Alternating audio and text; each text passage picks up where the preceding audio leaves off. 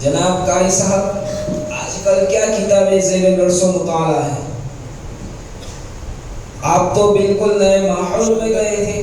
طلبہ فن سے کچھ دلچسپی لے رہے ہیں یا نہیں؟ الحمدللہ، قرآن تو قرآن ہی ہے، اس میں خود ہی کشش ہے، پھر تجوید و قرات اس کو مزید نکھارنے کا فن ہے جو اس میں مزید کشش پیدا کر دیتا ہے۔ الحمدللہ، تصحیح کے ساتھ قرات کی جماعتیں بھی بن رہی ہیں اور مسائل فن سے طلبہ میں کافی دلچسپی بھی نظر آ رہی ہے۔ ماشاء اللہ، بہت خوب، اللہم زد فزد، یہی امید کرتے تھے۔ الحمدللہ، اللہ تبارک و تعالی آپ سے خوب کام لے رہے، بہت دنوں سے آپ کی ملاقات کا اشتیاق تھا۔ ایک غرض اس کی یہ بھی تھی کہ آج کل ایک نیا مسئلہ موضوع بحث بنا ہوا ہے جو ممکن ہے آپ کے لیے نیا نہ ہو، مگر میں نے اس سے پہلے اس طرح کی بحث دیکھی نہ سنی، لہذا میرے لیے نیا ہے۔ یہ تو آپ کی تواضع کی بات ہے، باقی جس کی زندگی ہی دقائق و حقائق کی تلاش میں گزر رہی ہے، کیسے ہو سکتا ہے کہ اس کو ان مسائل سے واقفیت نہ ہو؟ پھر بھی وہ مسئلہ کیا ہے میں سننا چاہتا ہوں، آپ ضرور فرمائیے۔ خیر، تو مسئلہ یہ ہے کہ قرآن کریم میں کلمہ ضعف کل 4 مرتبہ ہے، جن میں سے ایک مرتبہ سورہ انفال میں وَعَلِمَ أَنَّ فِيكُمْ ضَعْفًا، اور 3 مرتبہ سورہ روم میں اللَّهُ الَّذِي خَلَقَكُم مِّن ضَعْفٍ ثُمَّ جَعَلَ مِن بَعْدِ ضَعْفٍ قُوَّةً ثُمَّ جَعَلَ مِن بَعْدِ قُوَّةٍ ضَعْفًا وَشَيْبًا۔ لیکن امام حفص رحمۃ اللہ علیہ نے سورہ انفال والے ضعفوں کو امام عاصم رحمۃ اللہ علیہ سے فتح ضاد کے ساتھ پڑھا ہے اور آپ نے اسی کو اختیار بھی کیا، جبکہ سورہ روم کے تینوں ضعفوں کو امام حفص رحمۃ اللہ علیہ نے امام عاصم رحمۃ اللہ علیہ سے فتح ضاد کے ساتھ تو پڑھا ہے، مگر بجائے فتح کے ضمہ ضاد کے ساتھ ضعفوں کو پسند فرمایا اور قراءتاً اسی کو اختیار بھی فرمایا ہے۔ اب ایک سوال ہے جو واقعی میری دانش میں بہت بھاری سوال ہے، لہذا ذرا توجہ چاہتا ہوں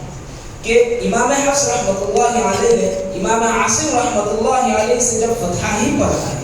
تو پھر ضمہ کیسے اختیار فرمایا؟ اس سے تو سنداً انقطاع لازم آئے گا، تو کیا اس سے سند کا اتصال متاثر نہیں ہوگا؟ بات آپ کی صحیح اور واقعی بھاری ہے، مگر اس کو سمجھنے کے لیے یہ جاننا ہوگا کہ ائمہ قرات اور ان کے روات کا جو دور تھا وہ قرات کے اختیار کا دور تھا کہ اولاً یہ حضرات ایک نہیں بلکہ متعدد شیوخ سے مختلف و متعدد وجوہ قرات پڑھتے اور حاصل کرتے تھے، پھر ان وجوہ مقروءہ متواترہ سے کسی مرجح یا معید کی بنیاد پر ایک وجہ کا انتخاب فرماتے اور ایک قرات ترتیب دیتے، چنانچہ اور پھر اپنے تلامذہ کو خاصتاً اپنی اختیار کردہ قرات کو پڑھاتے، مگر ساتھ ہی ساتھ کوئی شاگرد دیگر وجوہ قرات کی ان سے درخواست کرتا تو وہ بھی پڑھاتے تھے۔ اس طرح جس قرات کو انہوں نے اختیار فرمایا وہ ان کی قرات کہلائی، تو امام حفص رحمۃ اللہ علیہ نے امام عاصم رحمۃ اللہ علیہ کے اختیار کردہ قرات کو ان سے حاصل بھی کیا اور اس کو اختیار بھی کیا، سوائے ایک مقام کے جس کی انہوں نے خود وضاحت فرمائی۔ چنانچہ علامہ دانی رحمۃ اللہ علیہ بھی یہ نقل فرماتے ہیں کہ انہ لم یخالف عاصما فی شیء من قراءته الا حرفا واحدا فی الروم۔ یوں خزینہ قرات سے کچھ کو اختیار کرنے اور اپنانے کا دور جاری ہی تھا، تو امام حفص رحمۃ اللہ علیہ نے بھی ضمے کی قرات اختیار فرمائی، تو امام حفص رحمۃ اللہ علیہ نے ضعفن کے ضاد کا ضمہ مختلف وجوہ کے تحت امام عاصم رحمۃ اللہ علیہ کے خلاف اختیار فرمایا۔ وہ کیا وجہ ترجیح ہے جس کی بنیاد پر آپ نے فتح کو چھوڑ کر ضمہ اختیار فرمایا؟ بہت اچھا سوال فرمایا۔ دیکھیے، امام حفص رحمۃ اللہ علیہ کے اختیار ضمہ کے لیے چند وجوہ ہیں، جن میں ایک وجہ تو یہ ہے کہ فتحہ کی نسبت ضمہ کے روات و ناقلین کی تعداد زیادہ ہے، چنانچہ ائمہ عشرہ سے 7 ائمہ ضمہ جبکہ 3 فتحہ نقل کرتے ہیں۔ دوسری وجہ تو وہ حدیث عبداللہ ابن عمر رضی اللہ تعالی عنہما ہے جو امام حفص رحمۃ اللہ علیہ کو فضیل بن مرزوق سے بواسطہ عطیہ عوفی پہنچی ہے، جن میں حضرت عبداللہ ابن عمر رضی اللہ تعالی عنہما نے حضور اکرم صلی اللہ علیہ وسلم کی خدمت بابرکت میں جب اللہ الذی خلقکم من ضعف کو تینوں جگہ فتح ذات سے پڑھا تو آپ صلی اللہ علیہ وسلم نے انہیں فتحہ کی جگہ ضمہ پڑھنے کی تلقین فرمائی، جو کہ ضمہ ضعف کے لیے موجب تائید و تقویت ہے۔ تیسری وجہ معنی ضمے کا قوی و فائق ہونا، جیسا کہ امام خلیل بن احمد فراہدی رحمۃ اللہ علیہ کے حوالے سے امام حافظ ابن حجر رحمۃ اللہ علیہ نے بیان فرمایا ہے کہ غاد کے ضمے کے ساتھ ضعف جسمانی ضعف کے معنی میں اور فتح ضاد کے ساتھ ضعف یا عقلی ضعف کے معنی میں ہے کہ اللہ تعالیٰ نے انسان کو جسمانی اعتبار سے دو ضعیف پیدا فرمایا ہے مگر عقل کے اعتبار سے قوی پیدا فرمایا ہے، جس کی وجہ سے اونٹ اور ہاتھی جیسے قد و قامت والے جانوروں پر اس کی حکومت ہے۔ الحمدللہ آپ کی تقریر میں مسئلے کا کافی حل موجود ہے، مگر ایک خدشہ باقی رہ جاتا ہے کہ صاحب ضیف النفع علامہ جعبری رحمۃ اللہ علیہ کے حوالے سے تحریر فرماتے ہیں ما خالفہ بل نقل عنہ ما قرأ علیہ ونقل عن غیرہ ما قرأ علیہ لا انہ قرأ برأیہ۔ اس عبارت سے معلوم ہوا کہ ان حضرات کا منشا یہ ہے کہ امام حفص رحمۃ اللہ علیہ نے اس مسئلے میں امام عاصم رحمۃ اللہ علیہ کی مخالفت نہیں کی۔ عجیب بات ہے کہ امام حفص رحمۃ اللہ علیہ کے مخالفت کو مخالفت قرار نہیں دیا جا رہا، جبکہ خود امام حفص رحمۃ اللہ علیہ کے تلامذہ نے امام حفص رحمۃ اللہ علیہ سے نقل کیا ہے کہ انه لم يخالف في شيء من قراءته الا في حرف في الروم۔ اس عبارت سے خود مخالفت ثابت ہو رہی ہے۔ پھر جو لوگ مخالفت کا انکار کرتے ہیں ذرا ان کی عبارت میں غور کیجئے، وہ فرماتے ہیں وَنَقَلَ عَنْ غَيْرِهِ مَا قَرَأَ عَلَيْهِ، یعنی امام حفص رحمۃ اللہ علیہ نے امام عاصم کے ماں سوا سے جو پڑھا ہے یعنی ضمہ تو ان سے نقل کیا ہے۔ تو اب سوال یہ ہوگا کہ امام حفص رحمۃ اللہ علیہ نے ضمہ کس سے پڑھا؟ تو اس کا کہیں تذکرہ نہیں، بلکہ ابن مجاہد رحمۃ اللہ علیہ تحریر فرماتے ہیں کہ امام حفص رحمۃ اللہ علیہ نے غاد کا ضمہ مختلف وجوہ امام عاصم سے نہیں بلکہ اپنے اختیار سے پڑھا ہے۔ واضح ہو گیا کہ مخالفت تو ضرور ہوئی ہے، ہاں البتہ یہ کوئی مخالفت مذمومہ نہیں جس کی کوئی توجیہ و تعویل کرنی پڑے۔ ماشاءاللہ بہت خوب۔ اب ایک سوال یہ رہ جاتا ہے کہ طلبہ کو کیا پڑھنا چاہیے، ضمہ پڑھ سکتے ہیں یا نہیں؟ دیکھیے امام حفص رحمۃ اللہ علیہ سے کلمہ ضعف کے ضاد کا فتحہ تو قراءتاً بسند متصل منقول و مروی، باقی رہا ضعف کے ضاد کا ضمہ تو یہ کو آپ کا اختیار فرمودہ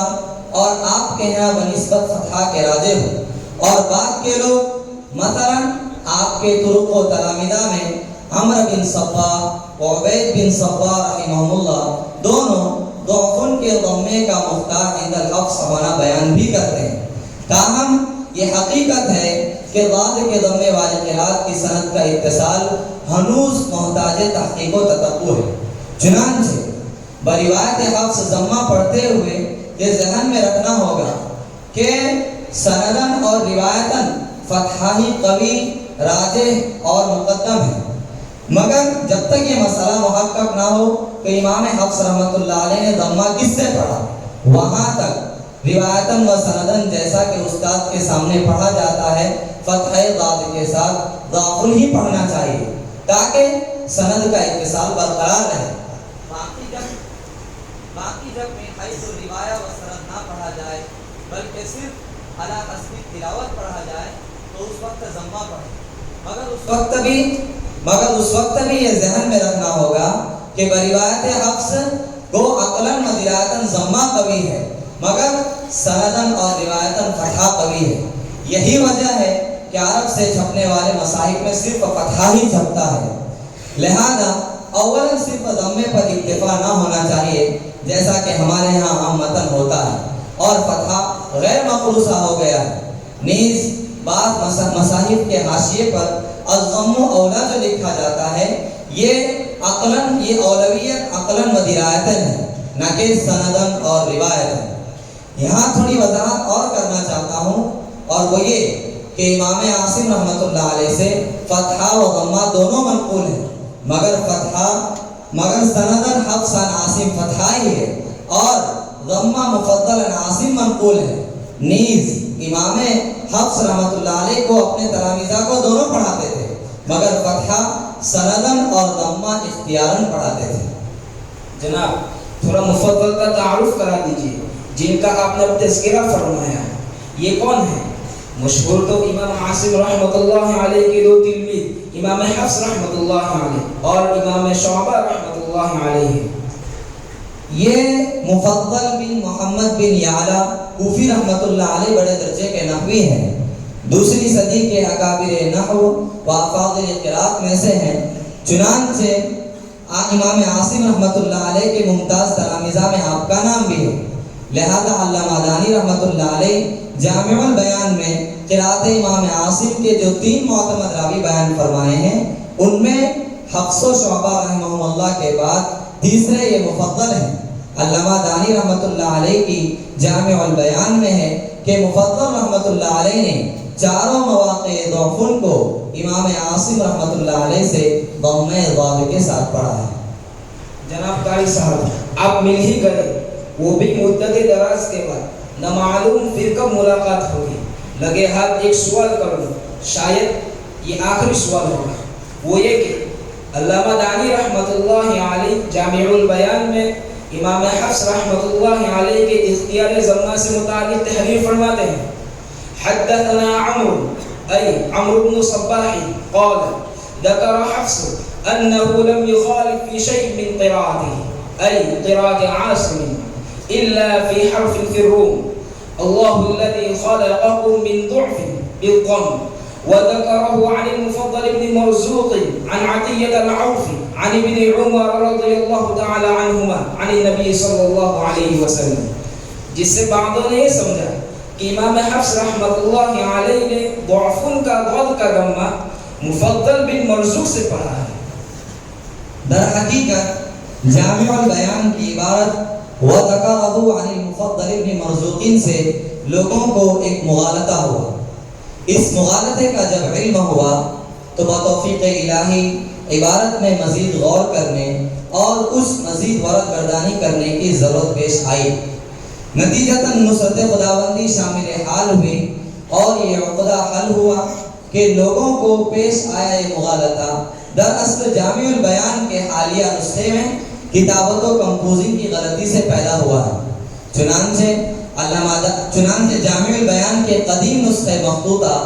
اور اس کے بعد ایک محقق و اصلاح شدہ نسخے مطبوعہ، یوں دونوں میں یہ عبارت وَذَكَرَهُ الْفُضَيْلُ بْنُ مَرْزُوقٍ عَنْ عَطِيَّةِ الْعَوْفِي ہے، نہ کہ مفضل۔ چنانچہ علامہ دانی رحمۃ اللہ علیہ کا منشا یہ ہے کہ ضعفن کے جس ضمے کو امام حفص رحمۃ اللہ علیہ نے اختیار فرمایا ہے، اسے فضیل بن مرزوق رحمۃ اللہ علیہ نے حدیث ابن عمر رضی اللہ تعالیٰ عنہما بیان کرتے ہوئے ذکر فرمایا ہے، یعنی ضعفن کے ضاد کا ضمہ حدیث ابن عمر رضی اللہ تعالیٰ عنہما میں بیان ہوا ہے۔ مذکورۃ الصدر نسخے کی غلط ہونے کی ایک دلیل یہ بھی ہے کہ عبارت میں وَذَكَرَهُ عَنِ الْمُفَضَّلِ بْنِ مَرْزُوقٍ ہے، تو امام عاصم رحمۃ اللہ علیہ کے شاگرد جو مفضل ہیں وہ مفضل بن محمد بن یعلا ہے، نہ کہ مفضل ابن مرزوق، بلکہ ابن مرزوق کو فضیل ہیں۔ نیز رجال حدیث شریف میں مفضل بن مرزوق نامی کوئی شخص نہیں ہے، بلکہ وہ فضیل ابن مرزوق ہی ہیں۔ اور اسی طرح کتابت کی غلطی خلاصۃ البیان فی تجوید القرآن میں بھی واقع ہوئی ہے کہ وہاں بجائے فضیل ابن مرزوق کے فضل بن مرزوق لکھا گیا تھا جو قابل اصلاح تھا۔ لہذا اب جامع البیان کی عبارت کا حاصل تو یہ ہے کہ ضاد کے ضمے سے متعلق فضیل بن مرزوق رحمۃ اللہ علیہ سے حضرت عطیہ عوفی سے بواسطے حضرت عبداللہ ابن عمر رضی اللہ تعالیٰ عنہما ایک روایت و حدیث بیان فرمائی۔ ظاہر ہے کہ فضیل بن مرزوق عن عطیہ العوفی عن ابن عمر رضی اللہ تعالیٰ عنہما یہ حدیث شریف کی سند ہے نہ کہ قرات حفص کی، لہذا اس عبارت سے یہ خیال کرنا کہ امام حفص رحمۃ اللہ علیہ نے ضاد کا ضمہ مفضل سے پڑھا ہے، یہ ایک مغالطہ ہے جو صحیح نہیں ہے، بلکہ حقیقت یہ ہے کہ امام حفص رحمۃ اللہ علیہ نے ضعفن کے ضاد کا ضمہ حدیث فضیل بن مرزوق کی بنا پر اختیار فرمایا ہے نہ کہ مفضل سے پڑھ کر۔ جزاکم اللہ خیرا۔ آپ کی گفتگو سے ایک بہت ہی پیچیدہ مسئلہ علم نشرح ہوا اور ایک عقدہ لا ينحل حل ہوا، وہ بھی بہت ہی مدلل و مفصل گفتگو سے۔ اللہ تبارک و تعالی آپ کے علم و عمر میں برکت عطا فرمائے اور مجھے اور آپ سبھی کو دائم حیات اس بابرکت فن کی خدمت میں لگائے رکھے، آمین یا رب العالمین۔